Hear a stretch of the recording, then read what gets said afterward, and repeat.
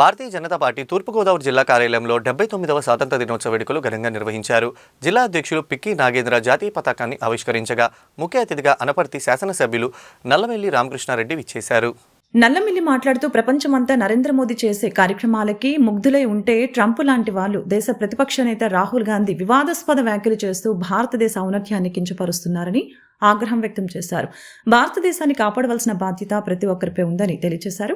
పూర్వ అధ్యక్షులు బొమ్ముల దత్తు, స్టేట్ కార్యవర్గ సభ్యులు అడబాల రామకృష్ణ, నర్సిపల్లి హారిక, బూర రామచంద్రరావు, యనుముల రంగబాబు, మద్దిపాటి రజని, రవిశంకర్, వీరాంజనేయులు, కాలిపు సత్య, కొయ్య వెంకటలక్ష్మి, పడాల నాగరాజు, కొల్లాపూర్ శ్రీను, ఎర్ర నాగదేవి, కుమారి, శ్యామలరావు, కాకరాల పవన్ కుమార్, యానపు యేసు, కందికొండ రమేష్, ఉమా తదితరులు పాల్గొన్నారు.